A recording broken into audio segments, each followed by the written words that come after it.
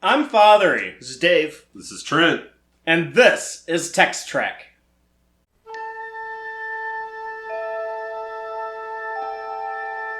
Engage.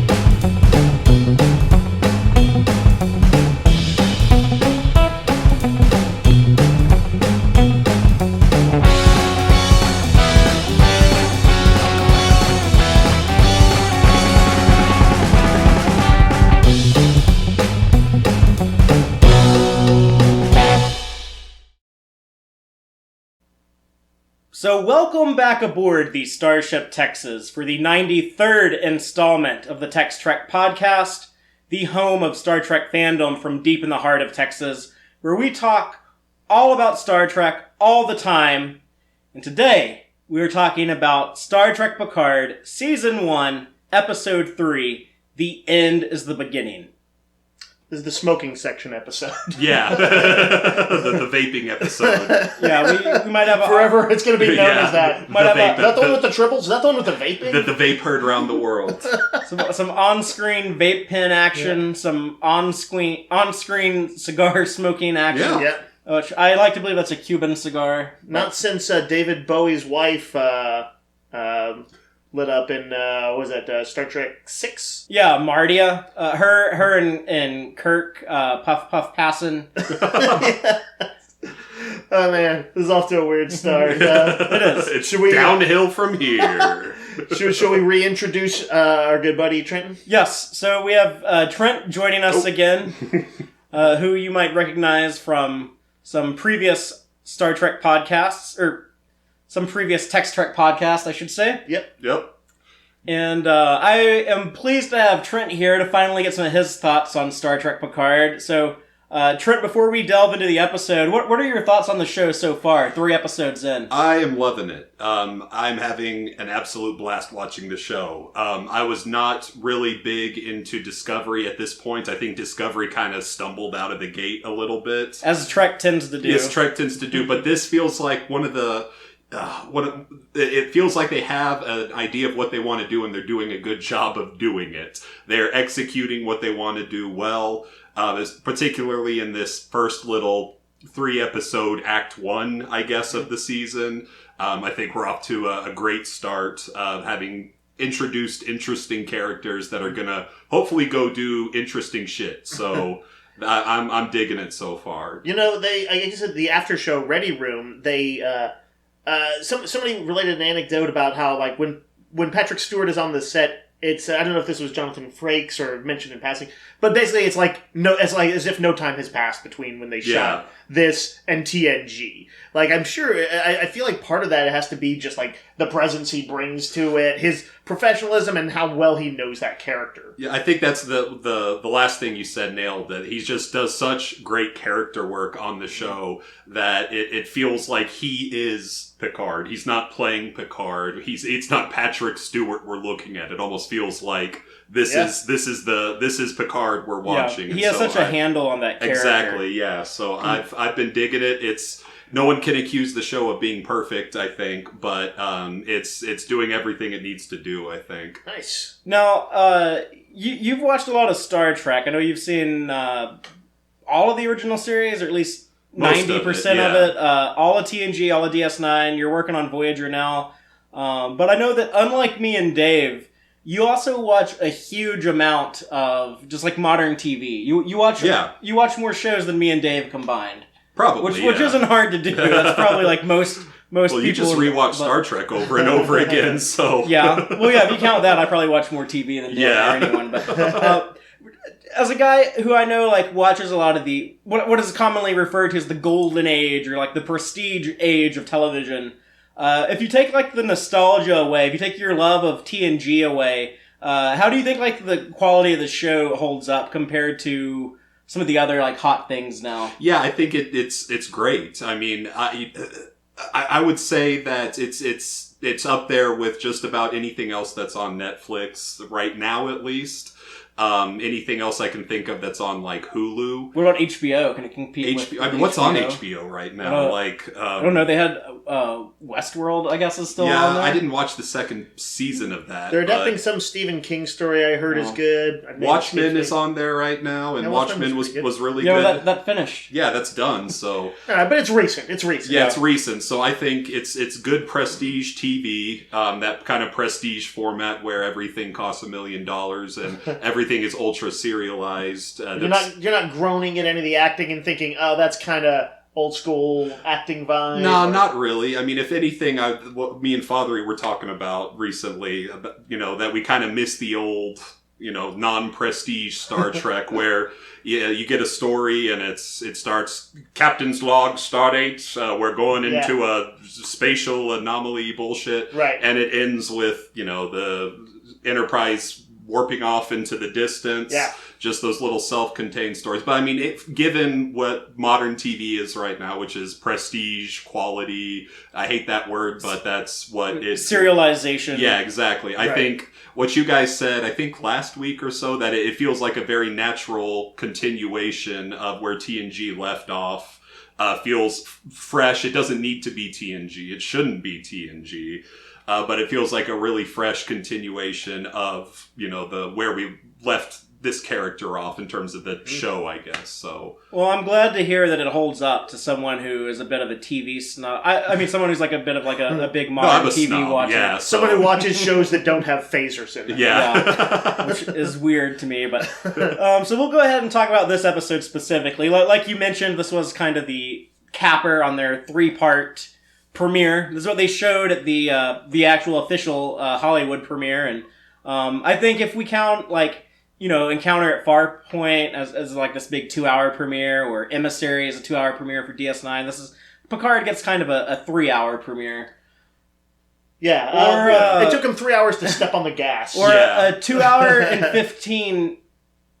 Yeah, it wouldn't be 3 hours. It'd be 2 hours and 15 minutes if you pay for CBS All Access Premium with no commercials. But, if not, it's a 3-hour premiere. Gosh, I'm so sick of those fucking Geico commercials. I need to just pony up the extra $1. That's what I do. I ain't got time for that.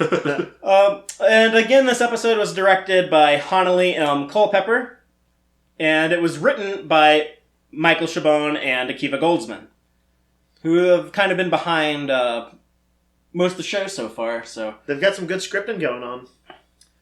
Do they? I heard some people a little critical of some of the dialogue in this episode. My favorite, I always feel like Star Trek flirts with kind of being larger than life, and that can strike people as odd because it's not how we typically talk. It's a little melodramatic, but I feel like the interaction, I think, especially between Picard and was it Chabon and Laris? Yes. Did I say him? And a lot of the other characters.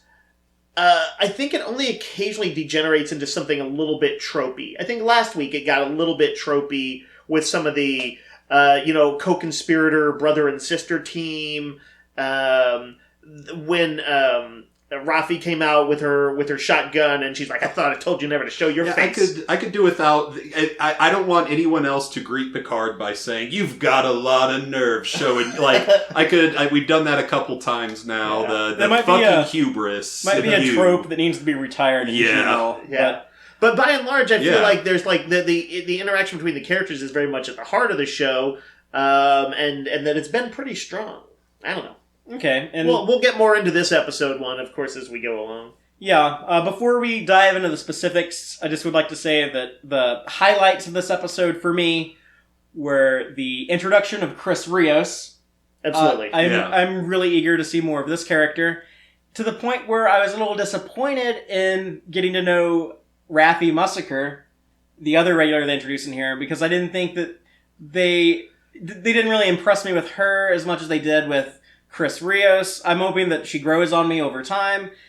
But the other big highlight was the raid on the chateau, which last week I said I want to see this, and I wanted to see Laris and Chabon kick ass, have some Tal Shiar Romulan badasses, and we got that.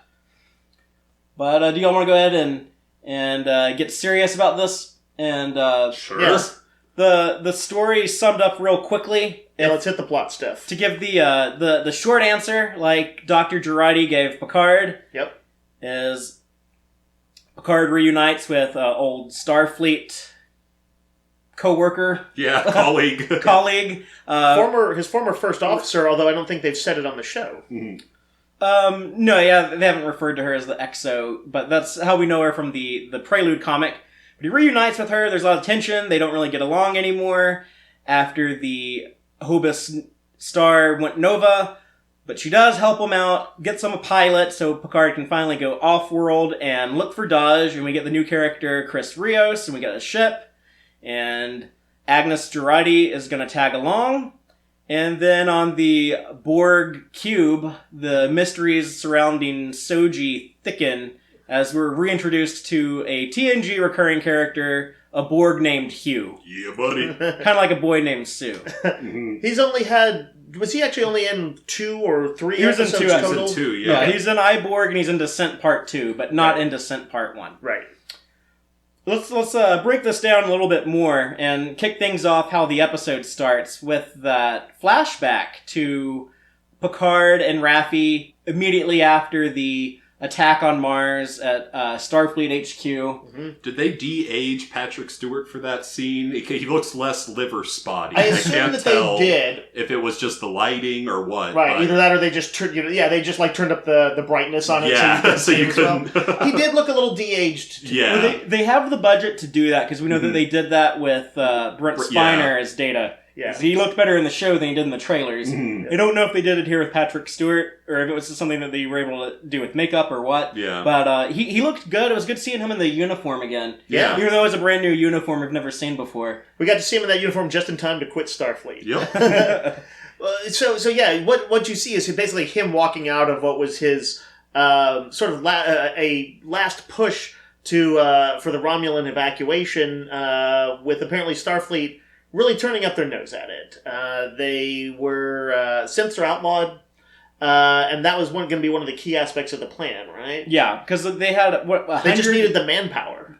Right? Yeah, to get these 100,000 warp ferries over to Romulan space and back.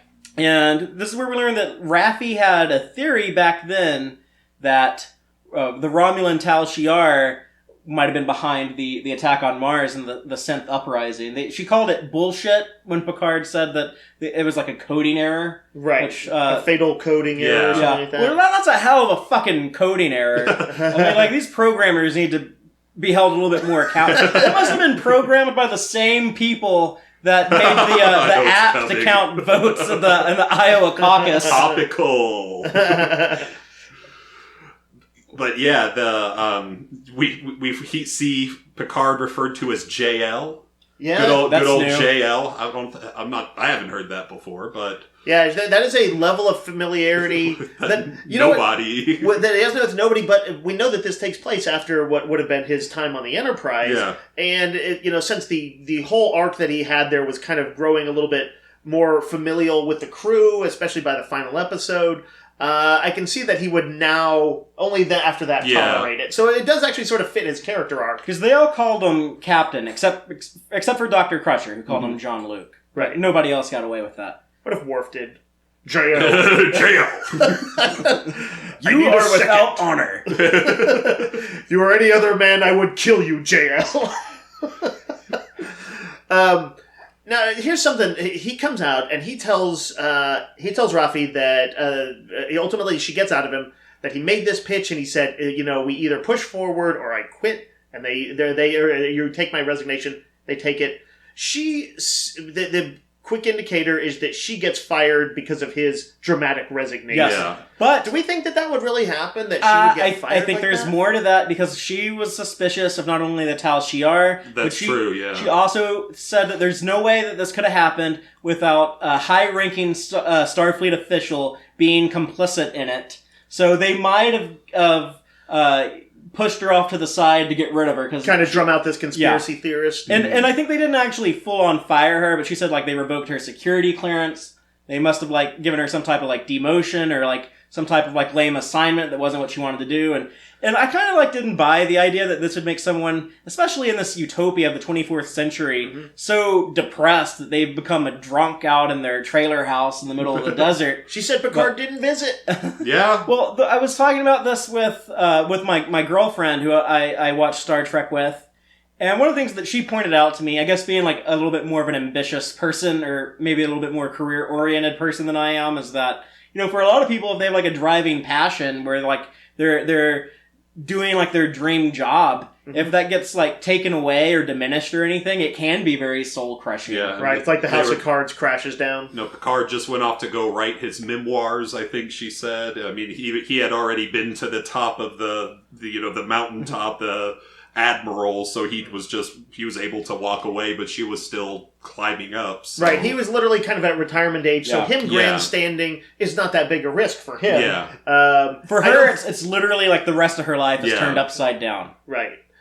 I did see, like, I think early on, there was like a review from Entertainment Weekly floating around that was a pretty negative review of these first 3 episodes, and I believe I only skimmed it because I didn't want to accidentally, I didn't realize it was going to like be so revealing. But I think they felt that thing about the complicity of Starfleet suggested some kind of 9/11 was an inside job. I don't know about that. Thing. I mean, I didn't get that vibe from it at all, really. The way I saw it was more of a... I mean, it is a bit heavy-handed in the cold open in this episode when it's like, I never thought this... You know, they would give in to fear in the way that they did. So obviously what we're talking about is another particular refugee crisis that is kind of going on here. And I think that's appropriate to have some of those parallels. I don't see the conspiracy theory connection as being real definitive, but I mean, like the point of there being like this big attack that was devastating to people who are traditionally presented in a very privileged role with the Federation. Mm-hmm. In fact, our good friend Captain Sisko from Deep Space Nine had like this really cool line one time where he says, "It's easy to be a saint in paradise." Right. Yeah. And, you know, it's easy for people on Earth to be so perfect and everything, but if they get punched in the face and get a bloody nose, they might be more sensitive to that, and that would kind of explain why the Federation struggled with dealing with the Romulan refugee during a time of crisis. Mm-hmm. And those same types of fears are echoed in the United States and also like in Europe, where we did have a terrorist attack which inspired a lot of xenophobia, and that 2 decades later we're still getting the ramifications of that, where people have hijacked that fear and they've used it to turn it against very vulnerable people like refugees. Mm-hmm. For sure. And I think it's appropriate for I know some of y'all hate politics being in Star Trek, but I bet there's not too many of our listeners that feel that way, to be honest. Grow up. Grow up, listeners. We did a good job. Easy, Trent. He came back for 1 episode and he's ready to take him apart. I think we've already like kind of trimmed that fat long ago. Yeah. Well, you know what is interesting? It'll be interesting to see what their overall perspective on Romulans are. Because clearly they're we've seen Romulans we really like on the show, Chabon and Laris, but there's Romulan duplicity going on here. There's Tal Shiar. Romulan's still gonna Romulan. Romulan's still gonna Romulan, and honestly, I wouldn't have it any other way. I need my Romulans to be sly, and they keep on adding baddies. Yeah. They keep on adding fun stuff to their mythology. The thing in this, like, I don't know, maybe this is a little too far, but the thing about them having like false front doors and stuff like that, and you have to like go in through like this. That just seems inconvenient. I don't know, but well, it's not like in traditional homes, so that might not be every Romulan home, right? But I kind of liked it though. No, back to Raffi Massacre. Her chilling at her trailer house out in the desert, and Picard having to give her the wine just to be able to sit on her porch and have a conversation with her. Yep. How do y'all feel about like that introduction to the character? I liked seeing this character that was a sort of an angry, vulnerable character. It seems the same way that Voyager had a few characters that were like meant to be that person, like Tom Paris. I feel like they're running with it a bit more in this, that the drama's a lot stronger than it was. Where Tom Paris almost kind of instantly acclimated. He didn't seem like a guy who was really pissed. Hey, in season 1 of Voyager, Tom Paris told the lady that was smoking that well, my people gave that up centuries ago. Did he really? But he would not have stood for her, what do they call it, Snake leaf. Snake leaf is apparently what she's been. He's not going to be vaping snake leaf. Nope. Talk to your kids about it. Just to get political again, which I guess is what we're going to have to turn to after Trump outlaws all of the vape. all of our sweet vape. But anyway, I liked her character being this kind of damaged person, and I especially kind of liked that Picard was like kind of turned off his debate mode for that one and went into listener mode, and I thought that was cool and telling of him. There's something that Patrick Stewart has said about playing the character of playing Picard, and I think I've mentioned this before, but playing Picard made Patrick Stewart a better listener in real life, because there's so many scenes where he's asking his crew for advice, and he kind of weighs all these different opinions and examinations of the situation, and then gives the decision on what to do.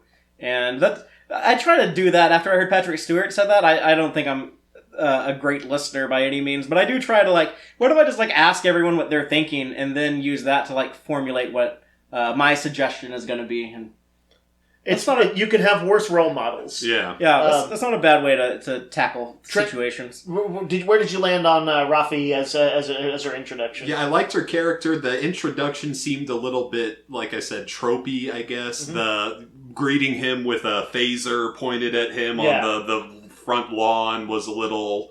It didn't really work for me, I think. As the scene kind of progressed and developed, and especially when we learned more about, we got the flashback to 14 years earlier, we got to see how this relationship kind of deteriorated, I guess. It started to work a little bit more for me.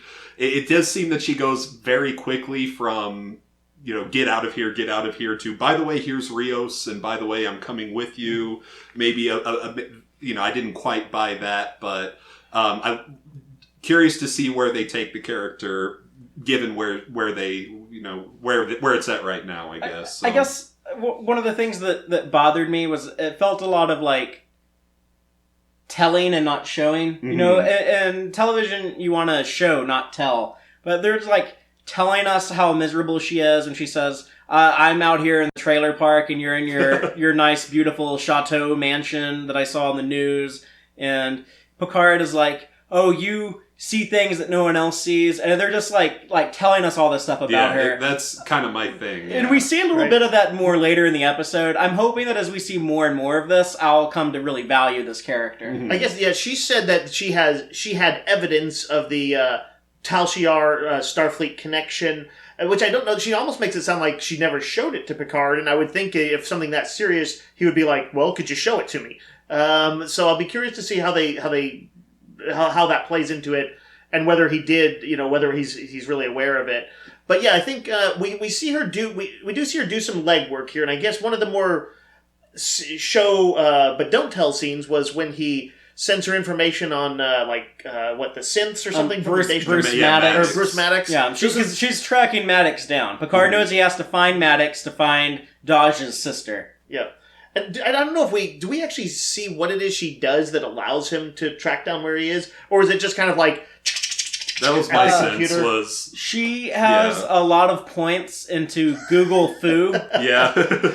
I did, by the way, I like that scene, though, because Picard is like, I'm sending you... He's like, you're looking up the information, aren't you? And she's like, no. And obviously she is. She's sitting there, yeah. And Picard is like, well, I'm sending you some more to help you out. He's like, carry on. And she's... it was nice to see him sort of asserting a little bit of old-school Picard initiative. They know each other, and they have that rapport. Because it reminded me of earlier in the episode when she says... Yeah, next time you're going to go on this crazy secret mission like this, maybe not tell the CNC of Starfleet. Very legitimate criticism. Yep. But it's like, Picard did have a little bit of fucking hubris. Where, going back to 14 years ago, when he's like, if you're not going to do what I want to do, I'm going to resign. And they're like, well, hand us your badge and phaser. Yeah. And then here he was like, I was going to walk into the CNC's office and ask for a ship. And she's told him to fuck off. I feel like I kind of want to know why Picard didn't call for 14 years, because it sounded like he was about to start explaining that, and then he got interrupted. Oh, that's why? Because I feel like that's not a very Picard thing to do, to just throw your... He's aloof, though. Yeah. He, even with the character growth he had in Next Gen, I could see him as a guy, and we talked about this, I think, before the show debuted, who might have fallen into kind of a melancholy, lonely, older man state, where he's like, I'm just going to drink my wine, I'm upset over all the way things panned out, I need to go talk to her, maybe I'll have some wine instead, and think about things and be sad. Yeah. Well, instead of talking about Picard being sad, let's talk about him beaming onto the ship, which I don't think they name, but we know from promotional material it's the La Sirena, which is Spanish for siren or mermaid. Mm-hmm. And we meet Chris Rios, who has a really cool mermaid tattoo on his arm. Right, and is a sexy man. Yeah. Picard arrived just in time for him to be shirtless and sexy. Yeah. He's also got a giant chunk of shrapnel sticking in his shoulder. So you know that he's hardcore. Yeah. He's hardcore. He's a man of action. He lights up a cigar right in that scene, and he's just like having a conversation while his emergency medical hologram, clearly modeled on himself. Why, if you're that good looking, why wouldn't you? Yeah, that's right. He's a super narcissist too. Yeah. So he's just talking to Picard while this is like he's being medicaled up, and kicking back some aguardente. Yep. And I guess this would be a case of showing and not telling. We learn a lot about him by this very quick action. Which is why I liked his introduction more than Raffi. That's what I was going to say, is that it's a very good counterpoint to how they did Raffi, I think, because we learn so much so quick and it's so effective.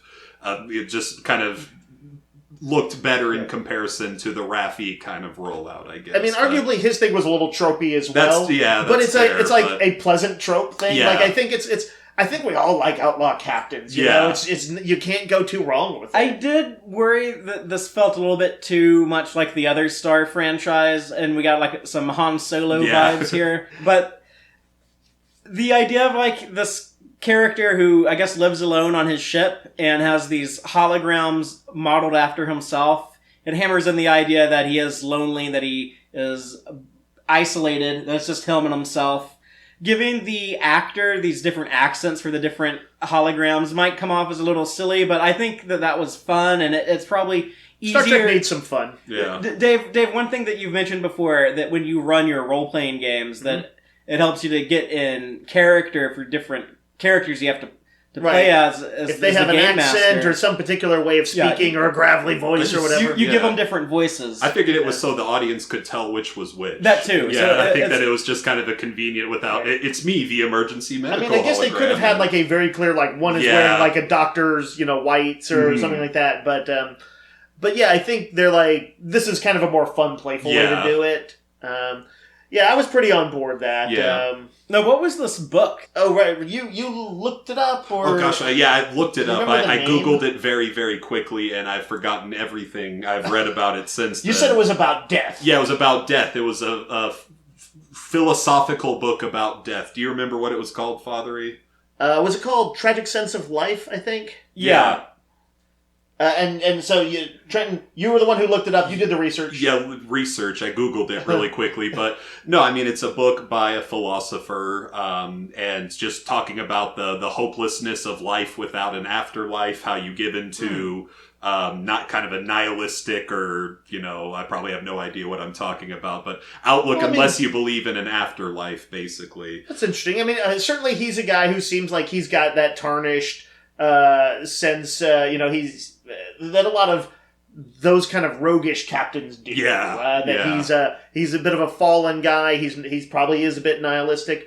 He mentioned this interesting. The other thing this indicates is just that he's a reader. He had read Picard's book, which we presume is some kind of stuffy history. Because Picard has become a historian. Mm-hmm. Yeah.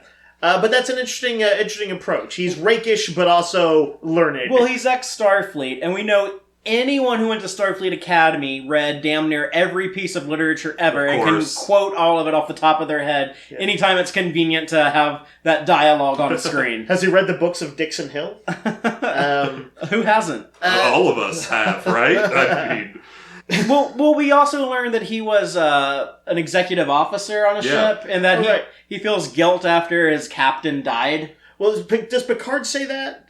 he's read up on him or something? No, Picard could tell he was he said he could smell the Starfleet on Right, him. he intuited him because he's... and this is interesting for a guy who, like, a lot of times, like on Firefly, Mal's ship was kind of like messy, but he said this ship is all squared away. Yeah, everything's stowed like it needs to be. Yeah, and so that's kind of an interesting. I'm not used to particularly seeing that part of it. But he's clearly parted ways with them. You can take the boy out of Starfleet, but you can't take the Starfleet out of the boy. So. There was like a weird medical tricorder in that kind of sequence. Did anyone else catch that? It almost looked like a sonic screwdriver. Was that when he was being operated? Yeah, on when he was being operated on with his shrapnel. I hadn't seen a medical tricorder like that before, but we got a new tricorder. Maybe new medical tricorder. But I also want to comment on something that I thought was cool from months ago when they announced that Santiago Cabrera was joining this show, was that we have a Latino regular cast member, which Star Trek really hasn't represented much in the past. We did have B'Elanna Torres on Voyager, but she was always more Klingon than anything else. And right, for all that Star Trek has always had a pretty strong level of diversity, there's been less diversity there, and like almost to a somewhat embarrassing degree. Yeah. And this guy, what I like is he came in and he was like charismatic and controlled those scenes. Mm-hmm. Like it's tough to stand up against an actor like Patrick Stewart. And I'll say this for the actress playing Raffi, her scenes might not have been quite as innately strong as his, but I also thought she held her own with Patrick Stewart. Yeah. Well, a lot of times actors say that like working with like a really great actor is that it makes you a better actor because you bounce off of what they're doing. Will Wheaton for sure mentioned that in Ready Room, and that you have to you feel like you have to bring your A game when Patrick Stewart's down on you, and that he inspires you too. I also remember like when was it Ian McKellen was talking about having to green screen so much in Lord of the Rings movies, that need to have somebody to bounce off of. Yeah. And I feel like Patrick Stewart has to be one of the coolest ones to do that with. Mm-hmm. Yeah, that's also why in the other Star franchise, Mark Hamill said that he had some frustrating moments on The Empire Strikes Back because a lot of that movie is just him talking to a Muppet in a trash can. And he was kind of like the only like actor like on screen. So he kind of had to carry all those scenes himself. It sounds rough. I won't lie. Yeah. But let's move on past Chris Rios and onto the Vineyard, where Picard has to say goodbye to his chateau as well as Laris and Zhaban. And number one, he's not bringing his dog. Yeah. Who leaves the dog behind? Did we even see number one? Behind. He's going to have him put to sleep. He's going to take it out back and set that phaser to kill. We don't even see the dog, though. That is a little bit of a weird Well, omission. can you bring an animal? I guess Data had a cat, right? Like, you can bring an animal on a starship voyage, I think. But you probably don't want to necessarily do it on one you know is going to be risky. Yeah, that you know is might be your last. And I wonder if there's any chance, because this scene goes from a conversational scene to an action scene, that they didn't want to have the dog around because they thought they would either have to have the dog attack and be a cliched attack, or clearly get hurt, because those guys probably would have killed it in 1 second. They also said that this dog actually wasn't a very good actor because Patrick Stewart insisted on using an actual rescue pit bull that probably didn't have like the best actor training. Right. So that might have been part of it too. He wasn't method. Yeah, exactly. But anyway, when he was talking about them before the sudden action sequence kicks in, he said a line that was kind of one of the key lines, I think, in the early trailers and teasers, where he's like, I really tried to make this, a home, or make this work. I really tried to make this work. Yeah. Which I love that line. I loved it when I heard it. But yeah, like, Picard doesn't belong on the chateau. That's why when he was a young man, he went off to Starfleet despite his father's wishes. That's why in Star Trek First Contact, he says that he prefers to think of that ship as home. Mm-hmm. He's not at home on the Vineyard. He's at home when he's out exploring space and kicking ass to make the universe a better place. He's always got one eye on the stars, I think, is what the housekeeper, whose name I forget, says. Laris. Laris, yeah. Or to borrow the sea-based version of this from The Simpsons, what was the marital status to the sea for the sea captain? Yes. His Picard's marital status is to the stars. Yep. As it is for Kirk, of course. And if you want to see a live-action version of that character played by Willem Dafoe, go watch The Lighthouse. Oh, man. That's a good and trippy-ass flick. I like it. But what is also good is this action scene we get when the chateau is raided with Chabon and Loris dropping into Tal Shiar mode. In bodied. 1 second. Yeah, just bam, bam, bam. Even Picard gets in a couple. Yeah. But I think we're probably going to say the same thing, Fatheree. Go ahead. He's not so physically adept that he also doesn't get shoved his ass shoved to the ground. Yeah, he ain't as spry as he used to be. Ain't no spring chicken. And then those guys are just weapons drawn. One of them grabs the wine bottle, I think, and hides behind the door and just pink, and then grabs the gun. Yep, and then they also, I think, wrest a knife from one of them. Mm-hmm. And there's apparently a phaser pistol or something that's under one of Picard's tables. Yeah, you think he knew about that? That they have some Tal Shiar weapons? I think when you invite Romulans, especially ex-Tal Shiar, into your home, you expect that. Yeah. Fair enough. And they this kind is of a slightly more outlawish Picard. Well, they kind of planted seeds for it last week when we saw that she was using the illegal scanning technology. Mm-hmm. Right. She hasn't, just like Chris Rios, who still has some of the Starfleet in him, she still has some of the Tal Shiar in her. Right. Anyway, super cool scene. I mean, those actors are not particularly old, but they're middle age, and it was cool to see them. They don't look like action heroes. Right. They went from the head of the house to badasses. Mm-hmm. We've compared them to Alfred from Batman before, right. But it's kind of like sometimes in the comics in recent years, sometimes Alfred has to bust out the shotgun. Right, or he's former SAS or whatever, mm-hmm. and he drops the hammer. During this fight, we have Agnes Jurati show back up. Yep. Yeah. That raises suspicions. Yeah, I don't know if we want to dive too much into this, but a friend of mine mentioned this, and you said that you've heard some murmurs about this online. It was kind of a timely arrival. Yeah. She had just talked to Commodore O, know. She insists on going. And we didn't see that conversation with O, so we don't know what they talk about. She Right. says that O was questioning her and said that Picard was going to go off-world to look for the sister they know is out there. And she does tell Picard that she gave up most everything. Which they already knew because he went to Starfleet and asked for it. Mm-hmm. But so if she is some kind of double agent or something like that, she's definitely mingling a lot of truth in, presumably, with her lies. That's what the best liars do. Yeah, I kind of hope she isn't. That might be too tropey. She seems likable. Yeah, she seems likable. She's good at the technobabble. Right. Yeah, you got to be a pro at that when you're the leading scientist on synthetics. Surely Geordi had the toughest job. LeVar Burton probably had more technobabble than anyone ever in Trek. Yeah, when they figured out he was good at that, they're like, okay, we're kicking you off the bridge. We're putting you in the engineering room. We're riding that horse, baby. Yeah. We're going to phase the tachyon pulses. We're going to... invert polarity. Yeah. Raffi does even also explicitly say, hey, I haven't had time to vet her with security clearance stuff or whatever. So they did as much. They made a point that she is not carefully vetted. Mm-hmm. So I think there must be something to it, even if it's a red herring. I think they're doing something with it. What do you guys think about Commodore O's shades? It was weird to see sunglasses in Star Trek, and it's even weird on a Vulcan because we know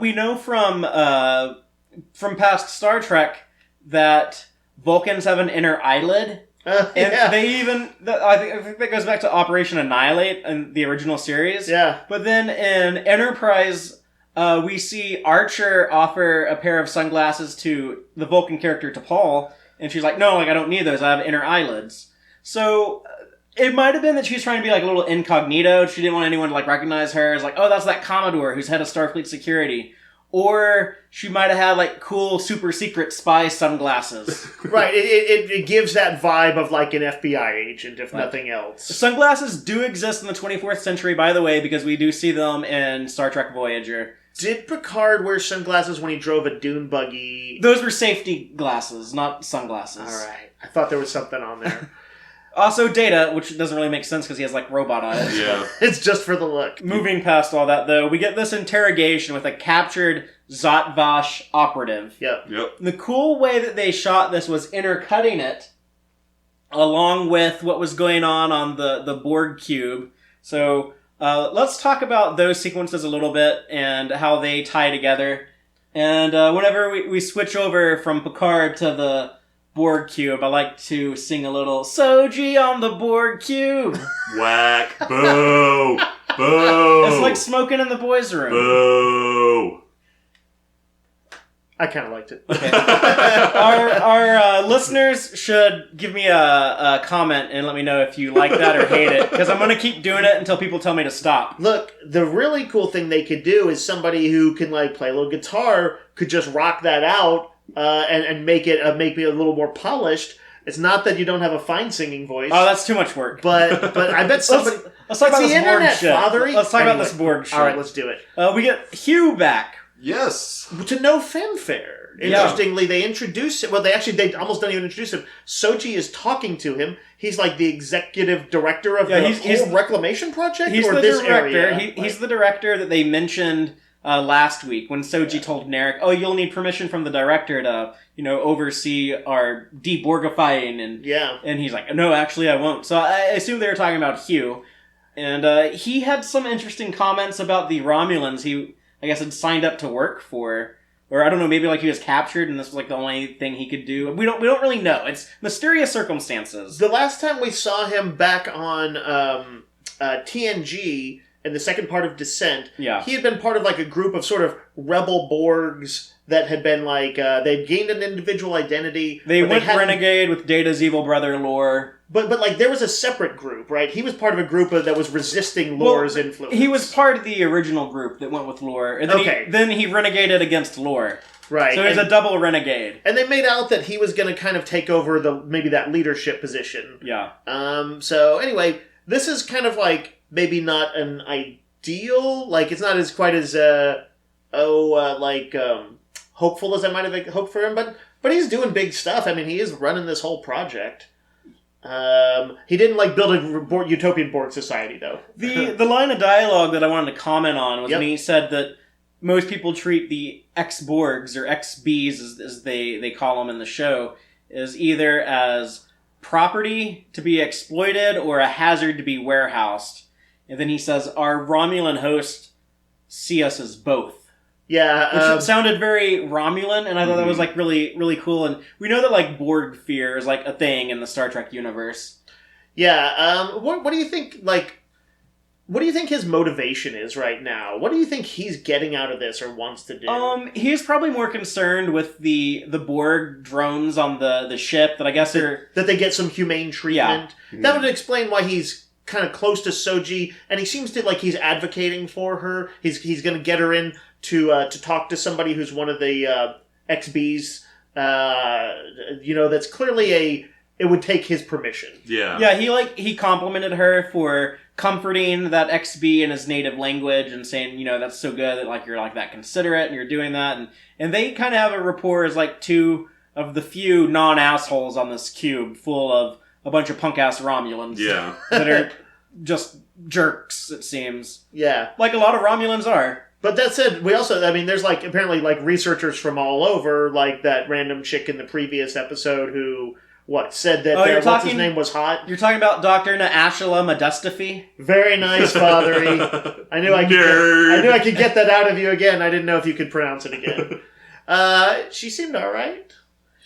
Yeah, but I was talking about the Romulans are the ones being dicks. Yeah. Maybe that guy giving the safety rundown, maybe he was kind of nice. But yeah. Well, so why do you think they didn't say? Why do you think they did not hold out until a passing mention of his name that it was Hugh? Probably 10 minutes after he'd appeared on screen, it kind of came out that he was Hugh. Why do you think they didn't make a point of it? I think there might have been a deleted scene that was supposed to introduce him in episode 1 or 2. I could see that. It does feel like a sort of weird omission. There's nothing to get out of being secretive about that. Yeah, I didn't. Yeah. I didn't know it was Hugh until they called him Hugh. I knew that Hugh was on the show. It just didn't, for some reason, click to me. In the TNG, he's got half of his face covered for the most part. How many episodes of TNG were there? 180 something, I believe. Now, to be fair, he's only in 2 of those 180 episodes. That's so a deep cut. It's a deep cut, and I bet you're right. I bet there was some exposition where she's like, you're one of the more remarkable Borgs ever, and probably like said some of the stuff about him, like, you were the first one to break from the collective, and they may have just decided, you know what, maybe there's a more dramatic time to have that come up later on, or maybe it just feels exposition-y the way it came out or something.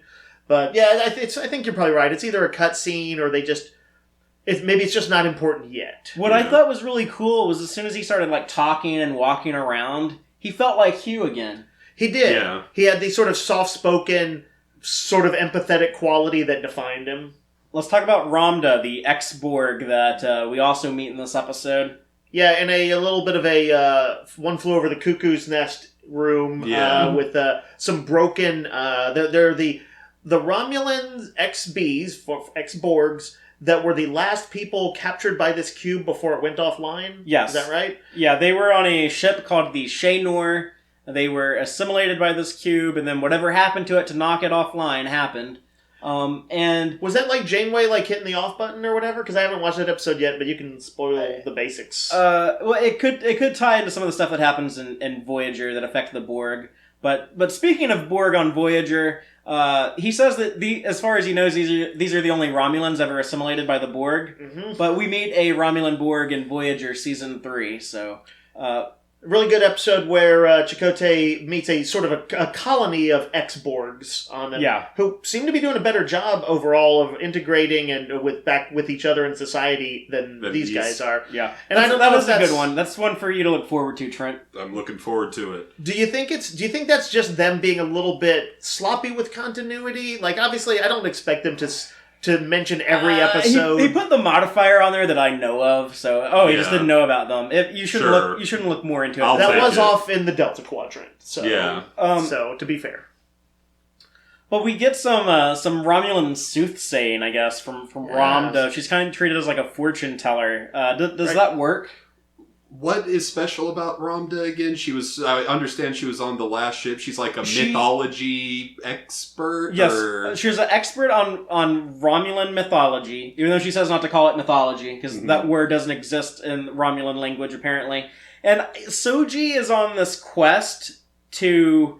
unite the ex-Bs through some sort of mythological framework shared... What she calls a shared mythological framework. I'm not sure if I have a big grasp on this concept, so I'm hoping it's fleshed out a little bit more in episodes to come. There's moments like this here where I wish the show would take I appreciate it being slower paced than like the Kelvin movies or Discovery, but there's still some stuff here that like I wish they could just let it breathe a little bit more and kind of explain a little bit more. But I feel like it's a sloppy. It is kind of sloppy, and we know what it's going to end up as. I think eventually this project is going to go horribly wrong.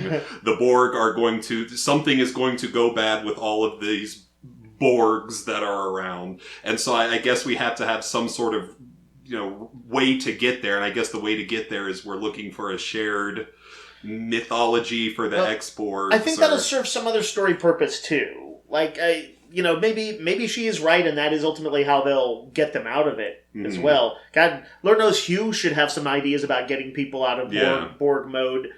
But I kind of like the idea. It'd be sort of like, well, they are sort of lost and empty after having been Borged. And by reminding them of Romulan culture, maybe through the depth of their mythology, even though they don't call it that, that would sort of unite them. Basically, it's almost a way of saying, like, can we use religion to kind of bring you together? Could we, if y'all said, like, some prayers or something? That's not how she puts it, but that'd be maybe the equivalent of it. Sure. But it also has some weird, you're right, there was soothsaying type of thing going on, because she had the equivalent of, like, tarot cards. Yeah. But, like, sort of Romulan tarot cards. And there's ways to explain it in science fiction where she still had some Borg implants that were giving her some type of readout or something, or something else along those lines. The tarot cards, they call them Pixmit, I think, and Soji compares them to the Mandala. Mandala. Yeah, which I jotted down what that means. Mandala is a geometric figure representing the universe in Hindu and Buddhist symbolism. That may be just like a clunky definition of it, but that was the basics that I saw. It kind of gives it like this cosmic weight. Yeah. Like she's seeing the secret of the universe through these little triangle cards. I've been wondering, since they introduced the Zhat Vash, the secret organization behind the Tal Shiar, that are apparently just terrified and hate artificial life forms and synths and everything, and may have like wrecked the Romulan recovery effort just so that synths didn't, I don't know, become integrated in Romulan society or something like that. It felt to me as if they might have had some weird glimpse of the future. Like they knew, if we bring in synths, they will destroy us. Well, it seems like they kind of they pulled the curtain back on that a little bit. Was it Ramda? She knew about the Soji's sisters. She knew that one of them died. Mm-hmm. She said, "Are you the one who lives?" And that's when we get introduced to this concept of the Destroyer. Right, you're the Shiva. Yeah. The Sebchanob. Yeah. I think is what she said. Yep. And she also threw in there she said, "I met you tomorrow," or something. I remember you from tomorrow. Yeah. Which is like a little bit of like prophesizing or time travel or precognition. Yeah. The way that they edit this, it reminds me of last week when we got the CSI Romulus sequence. Interspliced. I guess like to give it more energy, they cut back and forth last week between Picard learning the Zhat Vash and getting just a big like exposition dump, but also like Laris doing some forensic-y stuff in Daj's apartment in Boston. And I actually thought that was a little confusing the first time I watched it. When I rewatch it now, it doesn't bother me because I already know all that information. I think this worked more effectively, though. There's nothing here that is really confusing. And the big revelation, is that she holds some sort of role in Romulan lore. Yeah. As somebody who will like bring about civilization, a Satan or big bad figure. Mm-hmm. Antichrist or some type of or Gozer. Right. Yeah. For the nerds out there who don't know about Jesus and Satan. Right, so she and Hugh learn about this at the same time as Picard and Chabon and Lars. So everyone's on the same page. Right. Even though we have like the Borg storyline, we have the Picard on Earth storyline. They haven't intersected yet. That's clearly what this season is going to build up to at some point. And Picard, by the way, also does learn from Raffi where Maddox is. I don't know if we mentioned that, but he's off to some kind of what sounded like free. What was it? Free Cloud. Free Cloud. I just thought that was the name of her vape shop, but apparently it's where they're headed. So that's pretty good. I think a Free Cloud opened up right next to my store. Yeah. Well, Romulan with like big gauges behind the counter But yeah, so apparently Maddox is on Free Cloud. Didn't they, like last Picard week? Goes, of course. like, of course he'd be at that gambling establishment. I assume gambling because when the name came up on her monitor, there was like a little animation of dice rolling. So I don't know if that's really indicative of it, but if it's a casino and it's not like Ferengi Run, of course, then I don't want to see it. Was that like a pop-up ad on her web browser? She's like trying to close it and shit. I thought I had ad block turned on. She didn't renew. Now, didn't the Zhat Vash, there's like some secret they learned 2,000 years ago, which is the reason they hate robots. Yeah, there's a horrible secret. So I'm assuming that the secret has to do with the Destroyer myth or something like that is what we're led to believe, I guess. Maybe they created some type of evil synthetic race that was going to destroy the galaxy or something. Or maybe something actually, maybe they did create something and it nearly brought the Empire down or something. None of the stuff sounds like what I particularly would want to see in... Prophecy. Yeah. Fantasy prophecy doesn't have a great place in Star Trek. And even, getting together with, this ragtag crew on kind of an outlaw smuggler ship. I'm guessing it's involved in some type of crime since it's an off-the-books ship. It feels too much like the other Star franchise, especially if we're going to go to a casino planet in an upcoming episode. Fatheree, you surmised that possibly Captain Rios provides the snake leaf or what was it? We don't know. We don't know his relationship to Raffi. They clearly know each other enough that he talks about I don't get on her bad side and stuff. And I don't know how I feel about someone who if she has a serious problem with drugs and she lives on Earth, which is supposed to be utopia and the Star Trek future. and she's got like a drug runner bringing her dragon leaf. That's weird to me. Picard bringing her wine, like she's clearly an alcoholic, and then Picard's, I got some wine for you, give me a ship. I'm assuming that he didn't know about those demons that she struggled with. Yeah, she did say she felt humiliation and rage, so it's like she's got some serious demons going on. It does sound like I don't know, Picard didn't even like raise an eyebrow when she starts vaping, so he didn't seem too put off by it. But she mentioned that like it would like had induced some paranoia in her. So, it may be one of those things that's more like a pretty low level drug. It's just that she's been doing it for 14 years and like leaning into it. Now, the last we see of Soji in this episode is she has a conversation with her hologram mom, who we can assume at this point is probably fake. Yes. There's a mystery there that they set up in the first episode with Daj. We don't know anything about that, so whoever is communicating with her has some type of control over her. That will be revealed in the future, I would think. What if it's freaking Data? Or it could be Maddox. We don't know. I don't think we have enough to really speculate on. Yeah. I guess it could be Agnes Girardi, since she knows about... Yeah. I love you said that right after you said we don't have enough to speculate. The thing is to stop us, some Star Trek nerds, from speculating. The thought just occurred to me.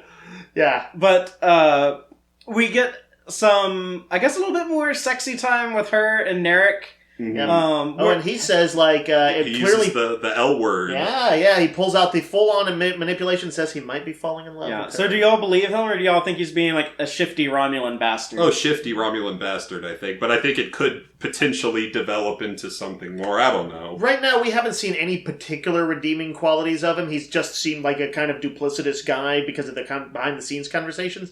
It would be more interesting if he, like, did come to actually care about her, but they have not even indicated 1 second of that. If they gave him some conflict and not made him just like a total like black and white straight up villain. Yeah. But he's curious how she knows about the Shanar, the Romulan ship that was assimilated. She wasn't supposed to know that. She doesn't know how she knows that. So she has like knowledge that's either like unlocked when something happened with Ramda, or something's being like sent to her, so she's getting communications from someone. Even Hugh was saying he was surprised that she knew about some certain things that he couldn't get access to. Is that true when she starts talking about all of this? So, yeah. Now, we also see Narek and Lieutenant Rizzo, if that's her real name. But AKA the another spy, Romulan spy within Starfleet. And his sister. There was a Muppet named Rizzo. That was the rat. Yeah. That's right, yeah. And Rizzo is also a chick in Grease. Lucy Lawless played her on Broadway. She's like the tough talking chick. Yeah, exactly, right? Yeah. But here she's a Romulan disguised as a Starfleet security officer. And Narek's sister, who they're really close. Yeah, they're very friendly, definitely. I'd like to go back and watch our previous episode in which I brought this up. Yes, Dave called this last week. And you were like, you crazy perv? I think the Lannisters were brought up in that episode, and I'm definitely getting that kind of a vibe. For sure. I don't know if it's intentional. They're like, she's like sniffing him. Yeah. She's like, you smell intoxicating. If she doesn't say that, but she says I something. can smell her on you. Yeah. She's almost like it's exhilarating or something. She was like kind of jealous. Like. It's weird, but in any event. Yeah. It kind of like, if you kind of want to bring up a little bit of like ancient Roman decadence and duplicity and incestuous like information gathering and stuff like that, it sort of feels ancient Rome-y, which obviously is something they've always wanted to do with Romulans. I think it's a little too icky, and they should probably back away from this. But it's a little bit odd right now. I don't know if there's anything more to it than making them a little bit icky and making sure we understand they're kind of the icky villains. But we get to see her in her Romulan form. Yeah, she actually was there, right? Because she was on Earth, and then she said, I'll go, whatever. And so she's actually on the Borg reclamation site now. Mm-hmm.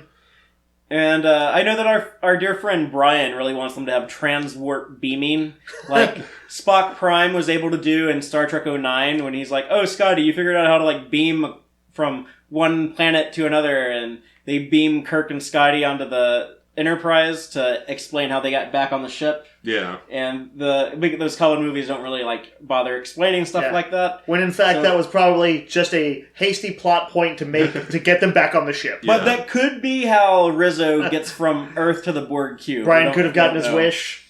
Off the they haven't said it by name, but maybe he's right. People do kind of fly around a little bit, and I'm glad that they're off Earth, maybe, because it is jarring, because it's like Picard is in France, and then he's immediately in San Francisco, then he's immediately back at his chateau in France. And I get, on like a fundamental level, yes, there are transporters that do that, but it is still just a little bit like, oh, okay, now we're back here, now we're over here, now we're at Okinawa or whatever. So, but I love that though. Like, that's one of my favorite things to think about in the Star Trek universe, is just being able to do that and explore Earth.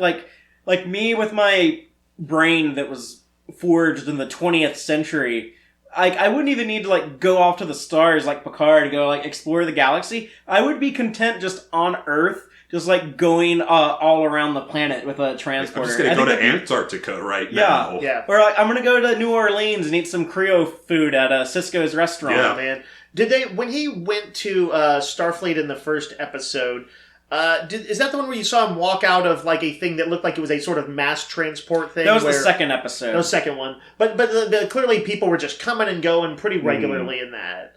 And we have seen some B-mins and stuff in it, but yeah, I guess what you're saying is maybe a few more just to remind us this is completely casual. Yeah, that they are just. Yeah, I get it's not a complaint. It's just a little bit okay, that's right. So that's there because we do not have transporters in our life. It can throw your brain. It's like in Game of Thrones, by the later seasons, they're just zipping all over the place, and they're in different sides of the world. But in any event, well, they clearly had this transporter technology. Of course, yeah. Of course.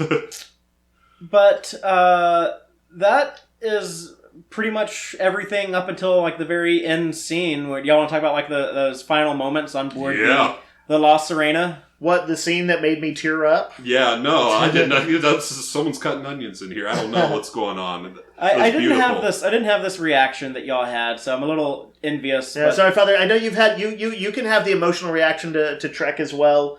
But this, of course, is the scene where Picard steps on... the crew essentially forms. You see everybody taking their seat. What do we have? 4 or 5 people in there? Captain Rios, Picard, Dr. Girardi, Raffi... Yeah, Raffi comes back. I missed 4. Okay, 4 people. They all kind of take their seats. I think Picard maybe does he look to Captain Rios to get the okay, to give the okay? Yeah, I think so. I think he's I know it's your ship, and he had studiously avoided taking the captain's seat earlier. Yeah, I saw that earlier, where it was defying his instinct not to take the captain's chair. But here, clearly with a glimmer in his eye and a bit of sort of boyishness, he does the engage. Yeah, and you're like, oh shit, it's about to happen, and then he does it, and you're like, yeah. And then you get the Jerry Goldsmith score from... Yeah, they do an orchestrated version of the classic next-gen theme, aka the motion picture theme. Yes. As the ship goes into warp. Oh, and let's just real quick talk about the ship. Father, you said earlier that it was kind of nondescript or whatever. It looks cool, but... It looks like a ship from a video game. I could see this being in Mass Effect or Destiny or something like that. But it's not particularly memorable.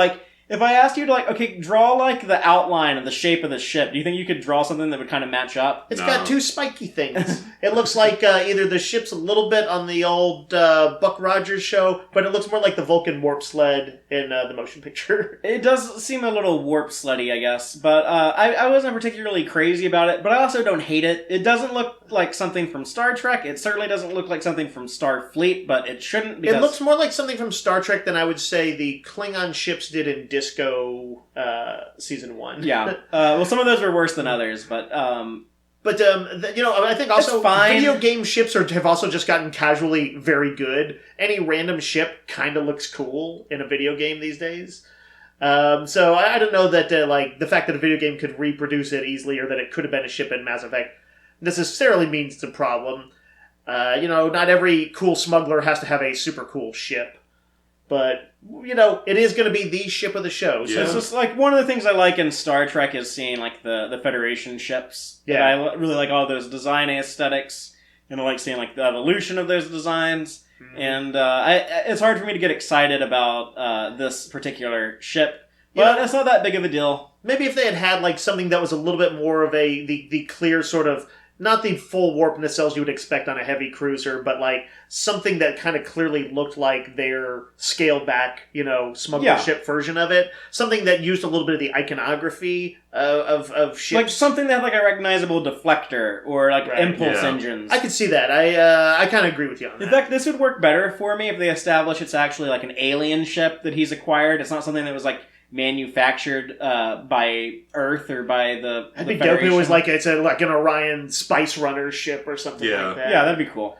But anyway, a heartfelt moment at the end, even if it didn't bring out the waterworks in you. Yeah, and a good cap to Act 1 of Picard, I think. We're like a third of the way into the show now, but this is the first act of the 10-episode season. Well, off camera we were talking about how in the original trailers where, you see, or like the ones that showed Riker and Troy and 7 of 9, I kind of thought all those meetings with them would occur on Earth and like happen in episode 1 and 2 or something like that. I'm very fine with the pacing, but I guess that means that these will be occurring off-world somewhere. Mm-hmm. Or they come back to Earth, or those are more flashbacks that we're going to get. Yeah, that's possible. Yeah, but I'm kind of like, if they're living on some, moon somewhere, or Beta Z. Yeah, or if 7 of 9 is going to maybe end up being on this station that they're going to. What's it called? Free Cloud? Is it a station? I don't know. Yeah, I have no idea. I don't know that they've really indicated to us, but I'm going to say it is. We know next week. I try to avoid the trailers, but from what little I do know, that they're going to run into some Romulan survivors.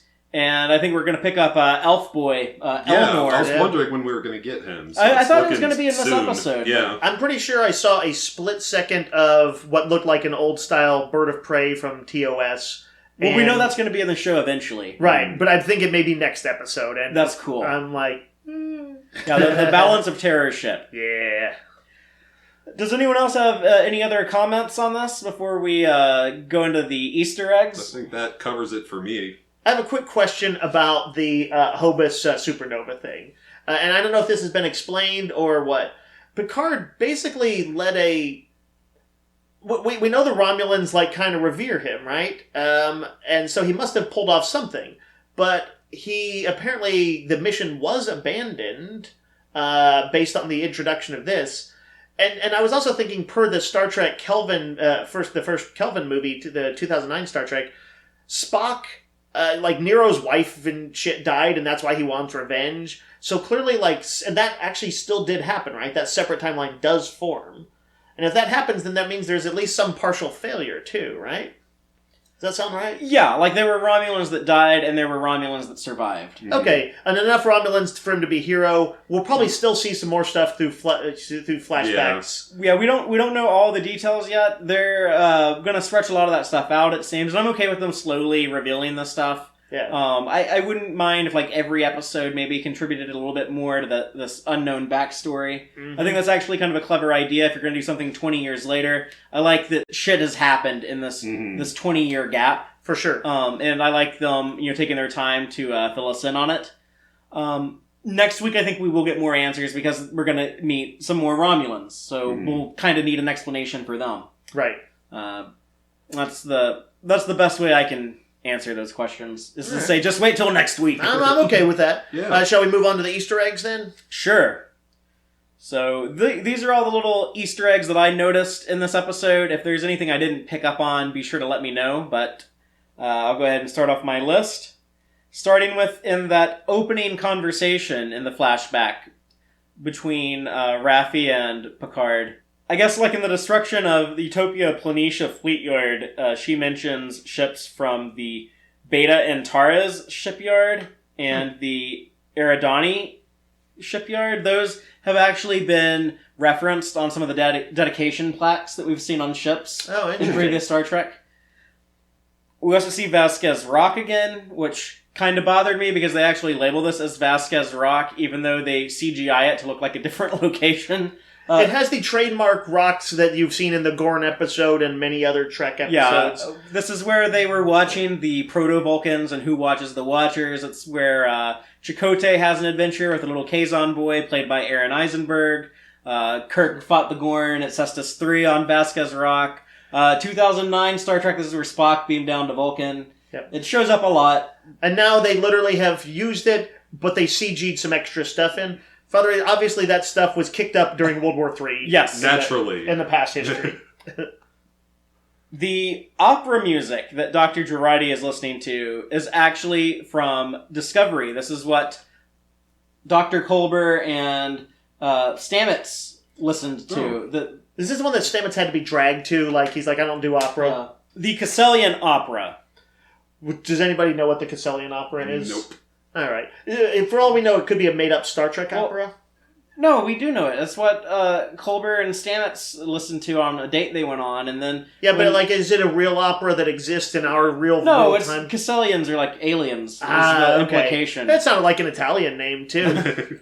But no, it was like a made-up opera that Jeff Russo composed for Star Trek Discovery, and it got reused here. That is a deep cut. I feel like, Father, you might have been one of the few people to catch that one. There is a lot of opera in Star Trek. Like, there's Klingon opera, Picard... Cardassian opera. Picard liked listening to opera. The Doctor and Voyager might even get into opera at some point. Thank God Disco had had at least a little bit of hip-hop in there. Yep. You got to counterbalance the acres and acres of opera. What else we got? Chris Rios said that the ship he served on as first officer was the Ibn Majid. Right, and I looked this up to see what the deal was. Probably named after Ahmed Ibn Majid, an Arabian navigator and cartographer born in the 1430s. He became famous in the West as the navigator who helped Vasco da Gama find his way from Africa to India.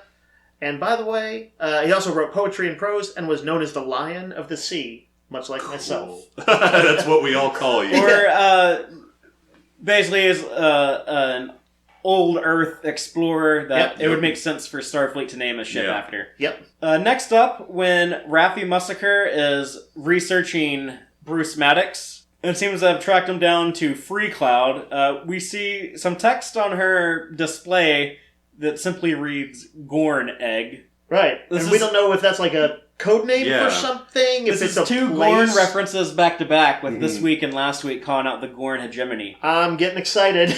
They are in space now. Yep. You know what else is in space? Gorn. The Gorns. The entire Gorn hegemony. Then back aboard the La Serena, when the emergency navigational hologram is going off in his Irish accent. He's listing off a lot of the feats that Captain Picard is known for and some of his big claims to fame. This includes Arbiter of Succession with the Klingons. See the episodes of Reunion and Redemption Parts 1 and 2, where Picard was brought in to help decide the next Chancellor of the Klingon Empire. We also get Chief Contact with the Q Continuum, which... That's basically every adventure Picard had that that's a very Q nice, was involved in. It's a very kind way of putting, he's the guy that Q most likes to fuck with. Yeah, pretty much. He was also called the Savior of the Borg. This could refer to Best of Both Worlds. Well, no, I guess like Picard didn't do much. His crew saved the world. This is First Contact. This is First Contact. Yeah. And just simply being the captain of both Enterprises D and E, as well as the work he did with Spock in the episodes Unification Parts 1 and 2. Right, he's like, he knew the legendary Spock, for God's sake, or something like that. He mind melded with Spock and Sarek. Yep. Like, This was a cool little Easter egg, and like his sort of the big things that Picard would be known for. I like that sense of history, and it is a reminder. This is something we talked about in the things we want to see, is that sense of his history and his accomplishments. And I thought that was a cool little nod to it. And then the last thing I'm going to point out, which you have to be pretty eagle-eyed to catch. I didn't catch it the first time I was viewing this. But we see Soji's little badge on her chest light up green. As we learned in the last episode, if you're working on the Romulan reclamation site and your badge turns green, it means you better run. There's still dangerous Borg technology. This happens when she's having the conversation with Ramda and things get a little weird and trippy. And I believe Rhonda, she's like holding Rhonda's hand Yeah. or vice versa, but that's kind of like, they have a moment of like, hey, we're kind of close and like, tell me what's happening. So she was touching her though. yeah, I don't know if it's from the physical contact or something else going on. I don't know if it's some Borg technology activating and Like, it could- Ramda. I don't know if it was like some Borg technology activating and Soji. Hugh, it could have been. It could have been there was another guy in the corner playing with a Rubik's Cube who Yeah. Space Rubik's Cube. Yeah, space Rubik's Cube. But we see a reaction to him when this is going on. Right. So, or we see a reaction from him, rather. So, who knows? But they definitely did that intentionally. That was put in there with some purpose. Yeah, it was so much kind of going on that it was very easy to miss. I definitely missed it too. My theory is that some sort of in holding her, that some sort of micro incision happened or whatever, or like injection of Borg nanites got into her. I didn't get the vibe that it had to do with like them touching hands, but I don't know the way that they I like to go with a ridiculous theory so that if it pays off, I win big. It very, very rarely happens. Okay. But I was right about the incestuous brother and sister, so I feel like I'm on a roll. Trent says that eventually we're going to see things go to shit on this Borg cube. I hope so. I think so. They've said so much like, oh, these Borgs are completely harmless, and so like I feel like I've heard that at more than once. I'm pretty sure it's going to happen, and it's going to be awesome when it does. I think. I've mentioned before, but the Borg cube in general is one of my favorite sort of eerie Trek environments because it's like walking around in a hornet's nest where you're like invisible all the time up until you're not. Yeah. And then like I really like that sort of push-pull of creepiness. So the waking up stirring up the nest sequence, I'm ready for it. But like I said, if you saw anything that I didn't see, by all means, let me know. You can comment on Facebook or comment on YouTube or hit me up on Twitter. And if you just have any thoughts about this episode in general, let me know, and we might share those next week. Because right now we're going to talk about some of the feedback we got on last week's episode. So, Dave, what do we have incoming in subspace transmissions? All right, from Facebook, Michael Woolman says, both episodes are the most aesthetically pleasing Trek. Episode 2 really pushed the story more on the Romulan side. I enjoy thinking of the Borg cube as a backline location still in a war zone. That's interesting. The speech they gave to new researchers on the cube that places can still be dangerous is similar to a large base in a war zone now. I hope we'll find there are still layers of Starfleet not infiltrated. I would agree with that too. Yeah. I don't want in the previous episode, what was it that Akiva Goldsman said in the Ready Room, that he wanted a Starfleet that's complex but not compromised. Yeah. And I thought that was a way I like to frame it, where Starfleet, is not broken, but they've got problems. And of course, longtime listener and commenter Adam B. Owen says, love it. It really feels like TNG in tone and pacing. The details are different, but I really feel like I'm back. Can't wait to see this unfold. I want to know if Adam cried at the end of this episode. Yeah, well, he can let us know. Yeah. All right, over on Twitterland, Captain Pikachu, nice props, asks, when is that Laris and Zhaban spinoff show happening? Ooh, I like it. You know what? I'd be down for it, at the very least, some short treks or something like that. Since I hate short treks, these could be some ones I actually don't hate. Trek on the Tube says, not the best, but not the worst episode of Star Trek. Truly hope the story being set up is more intelligent than what it seems it's going to be. Great performances, well directed. He says, oh, and Narek is disgusting. He looks dirty and gross. Where have the Mr. Darcy's gone? That's a little judgmental. He's a little unkempt. His hair is a little... You could do with a shower, He's maybe. rakish, I feel, but it's hardcore. Larry Nemechek says, actually, Narek looks goofy to me. I know he's a plant and a bad guy, but the last thing he seems is hot. I'd be curious to... This is something we should put up as a poll on Tex-Trek. Yeah. Let's rate Narek's hotness. We can rate his sister's hotness, too. Trek YouTuber Jesse Gender says, Laris might easily be my favorite new character on the show. I see a trend here. Yep. I adore her so much. I also thought the angry admiral scene is great. Overall, I thought the ep was good, if a tad bogged down in setting up all the plot threads and exposition going forward. Here's the key part, though. Also, Narek is a hottie. Oh, so we've got 2-1 Voices now. of Dissent. From two of my favorite Star Trek personalities, Larry and Jesse. Yeah. I love you both, so it's interesting to see this conflict arise. Let's see. Trekkie Rob says, I thought Laris really shined in this episode, fast becoming my favorite character. She's witty, resourceful, caring, and intelligent. What's not to like? One quick thing about all the Laris love we get is Trek fan Linda Butler has started the Cheeky Feckers Challenge on YouTube, where you can do your best Laris impersonation and try to say Cheeky Feckers as Irish as Laris says it. So if you want to participate in that, and you can see my video on my Twitter account at Tex-Trek, but you just hashtag it, Cheeky Fucker Challenge with Fecker. Naturally. It's Fecker, not the other word. Right. This is clearly a worthy thing. Rebecca Lockley says, very disappointed that the crew name drop skipped Crusher and Troy. And we talked about that. I don't know if we mentioned it in the podcast, but we at least mentioned it off air. And I think that is a fair point. Now, that was Chabon saying that, and maybe he's a sexist asshole. I don't know. But it was a slightly weird omission. So I for sure hope we'll continue to see more on those characters. Boat Trek says, I like Commodore O. She seems nice. Yeah, our good friend PJ. Yeah. I think you might be onto something there, buddy. Prepto Dismal says, controversial hashtag Star Trek Picard opinion. With what she knows up to this point, Admiral Clancy was 100% correct in saying what she said to Picard. His request was stupid. A ship, a crew, and the vaguest mission in the history of history. She was right to shut him down. I agree. That kind of does go with what Akiva Goldsman was saying about Star Trek being complex and Starfleet wanting to give them some depth so that they weren't just the heavy. I totally agree with her approach there. I can definitely sympathize with how she reacted. And it was fair to see Picard, who can have an ego, get knocked down a peg. Especially, old folks sometimes lean into sometimes their weaknesses, so... Final Frontier says that boiling rage look from Picard as he descended the escalator following his meeting with the Commodore. He is not to be messed with. My goodness, Patrick Stewart is a gift. We gotta agree with. Yep, absolutely. Gaius Taylor says, boring. So apparently the pacing is not for everyone. Ruben R. Diaz says, terrible dialogue, exposition bombs left and right, dreadful pacing, lazy writing across the board, unnecessary lens flare, odd directing.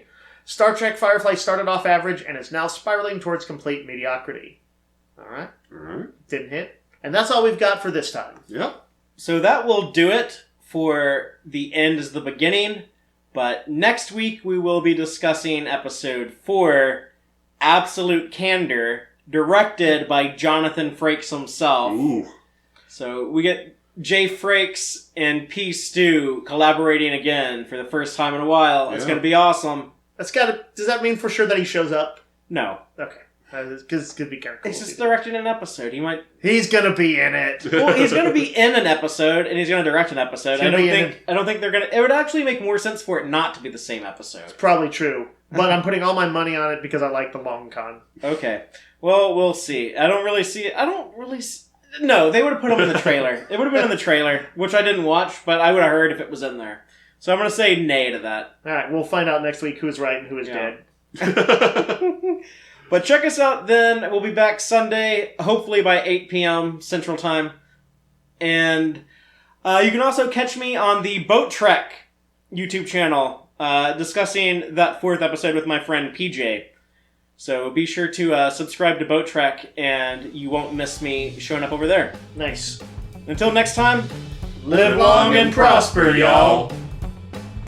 Listen to the Tex-Trek podcast through Apple Podcasts, Google Podcasts, Spotify, or at tex-trek.com. Like us on Facebook at facebook.com/tex-trek and follow Fatheree on Twitter at TXTrek.